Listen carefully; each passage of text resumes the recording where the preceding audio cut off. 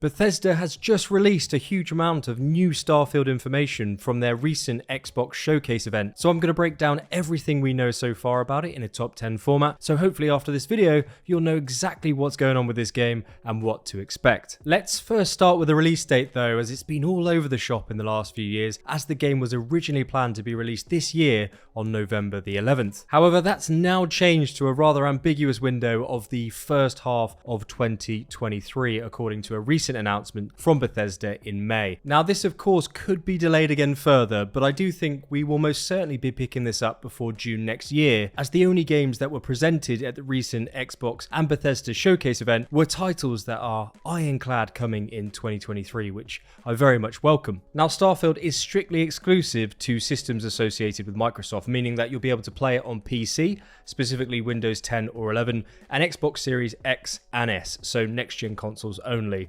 according to the official Starfield website, with no plans for future PlayStation appearances. So if you do have a next-generation Xbox, and you already are, or you're planning to be a Game Pass subscription member, you're going to be able to download this game on day one without paying the full price of it, which I'm not going to lie, is a very solid offering if that is indeed an option available to you. Now with all that said, what is Starfield's storyline all about? Well, game director Todd Howard stated that Starfield is set in an area that extends outward from our solar system to approximately 50 light years away, called the Settled Systems. The game itself takes place in 2310, which is 20 years after the colony war between two major factions in the game, the first being the United Colonies and the second being the Free Star Collective. Now the reason for this war currently remains unknown, but right now there is an uneasy peace between both factions, and this is where we come into the game. We're invited to become a member of the organization called Constellation, which is the very last enterprise of space explorers who are trying to uncover the mysteries of the wider universe,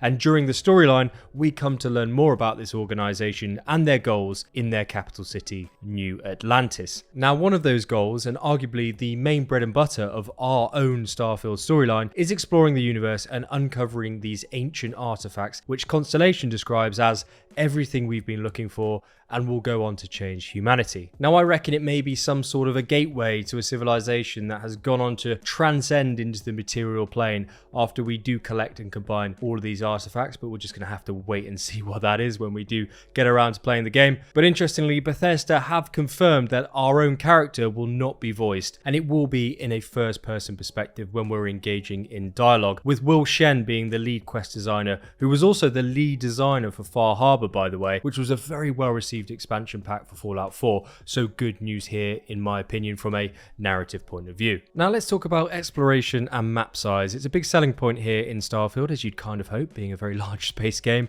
but Todd went on to say in the recent showcase that we'll be able to visit different types of planets that we can find in our own solar system, such as the Goldilocks zone established planets, which are similar to Earth, or we can go on to visit giant ice ball planets, which are great for resource farming. In fact, I want to bring your attention to this quick clip in the trailer that I think may be Mars, as it looks like the NASA Spirit rover, which got stuck in soft sand on the red planet back in May 2009, which I think is super cool. So perhaps we'll find more modern day NASA or SpaceX gear in our solar system, as the Bethesda team did visit their facilities for research purposes in the run-up to this game development. Furthermore, Todd went on to say that there will be over 100 systems and 1,000 planets within those systems to visit and explore, and I imagine there'll be randomly generated planets like No Man's Sky, with the exception of a few of them which have a strong narrative basis for us to specifically go there, and because of that I think they'll be a little bit more unique and detailed. On top of that, just like previous Bethesda games,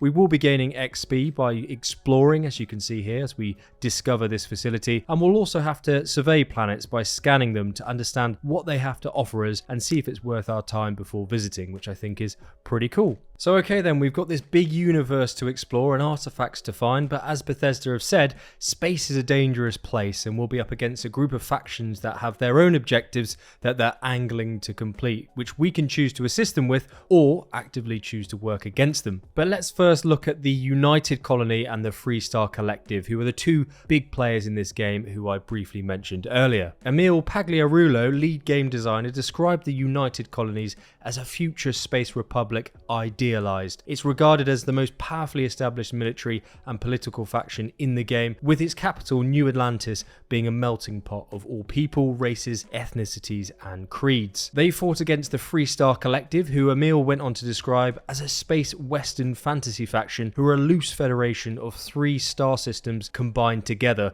with their population strongly believing that people should have the freedom to live as individuals and not under authoritarian hierarchical regimes. Now, those 2 big boy factions aside, we've also got the Ryujin industry faction here, which is a mega corporation that is in control of all of the neon lit metropolis, as well as the Crimson Fleet, who are space pirates that plunder ships for parts throughout the settled systems. In fact, Emil said that we'll be able to join this faction if we want to, and we can also go on to betray them as well if we so wish, essentially like a undercover cop feeding info to our main affiliated faction for special rewards. So a lot of variety here, which I think is great to see. Now, speaking of variety, we won't just have to gallivant through space by ourselves. I mean, the option is there, of course, if you do want to, but we will also have the option of hiring and working with companions throughout our Starfield journey. Now, comparatively to Fallout and the Elder Scrolls, these companions become even more influential as they will express their own feelings about you personally and the choices that you make. They'll comment on current locations or actions that you decide to take in real time, just like a real person, or so Bethesda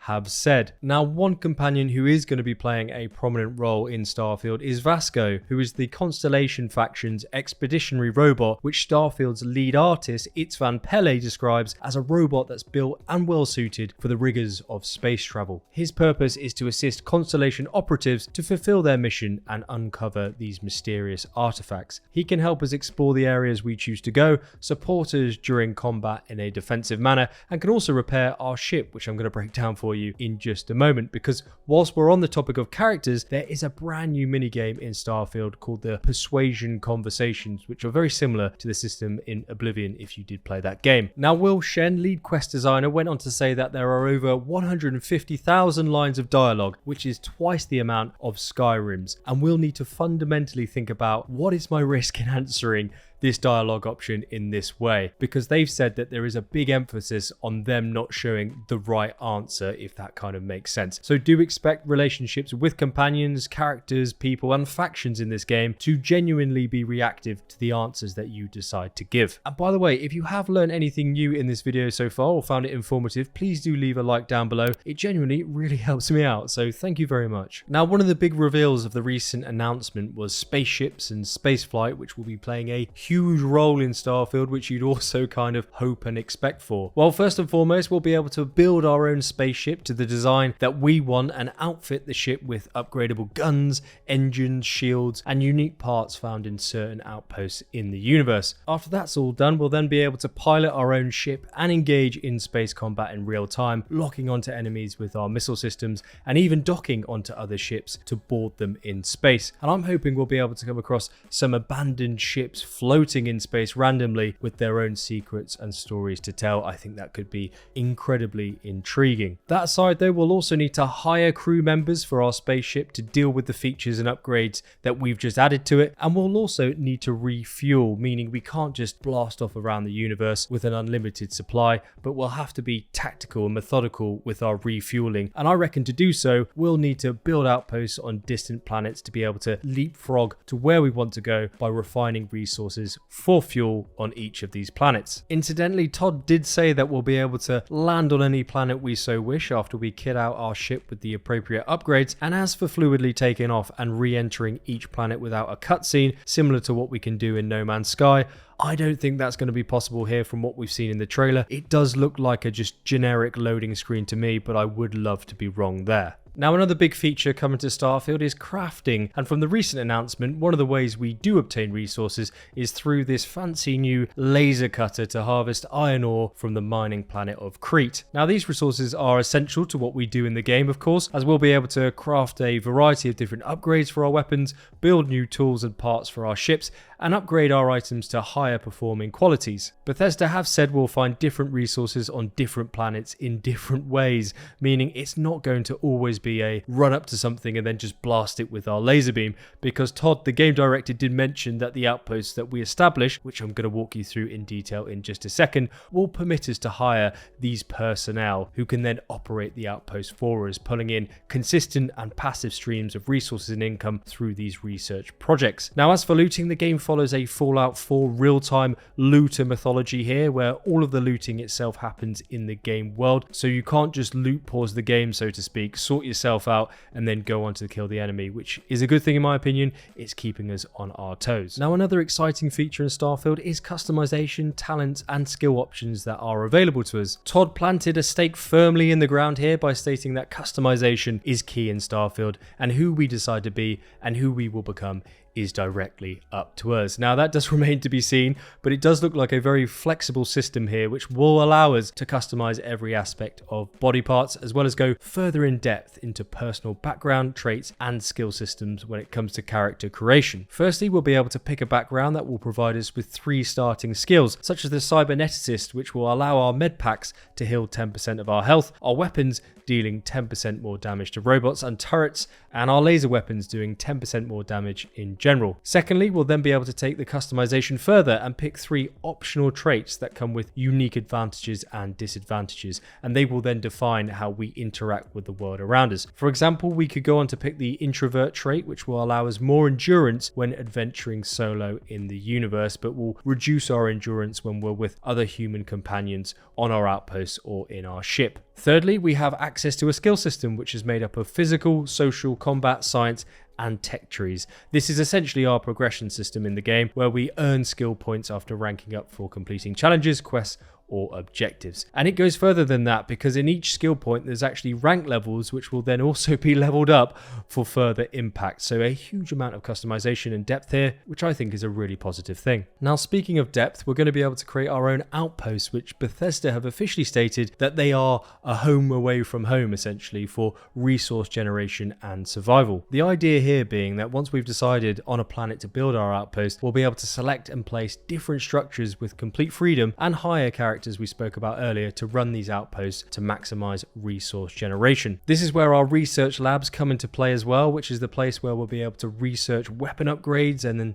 upgrade our actual weapons and gear themselves. Interestingly, Bethesda went on to say that these outposts act as a place of protection from planets with different temperature and weather conditions, and I can kind of foresee some intense storms or environmental or elemental tsunamis coming forth whilst we're out exploring, so a quick retreat to our outpost will almost certainly help us avoid death. Additionally, we can also see the resources production per minute option in the bottom right hand of the screen, as well as cargo, crew, and power, so do expect a balancing act to take place here in regard to managing these outposts to get the best out of them. Now, let's talk about combat, because I'm not going to lie to you, it didn't look fantastic in the recent reveal. I remain cautiously optimistic here, as it is potentially still a year away and things can improve from now, but it did look clunky with a low FPS rate, and I really welcome your opinions on this one. Is it just me, or does this genuinely look just a little bit off? Regardless of that though, let's talk about facts, because there is a lot of options available for us here. The first being the gun weapon wheel, which pops up in the middle of the screen and allows you to choose and alternate between a selection of 12 weapons. And just like the real-time looting mechanic, the same thing applies here.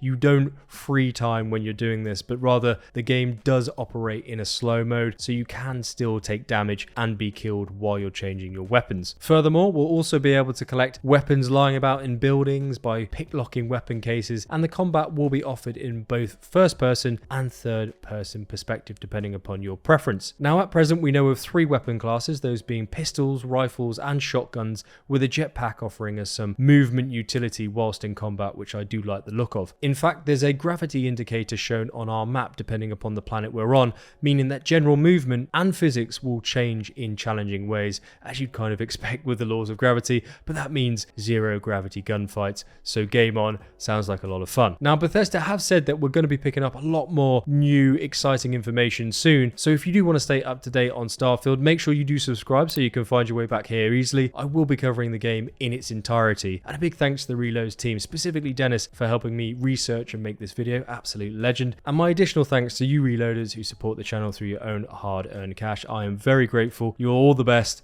and I'll catch you in the next video. Coffee is on me.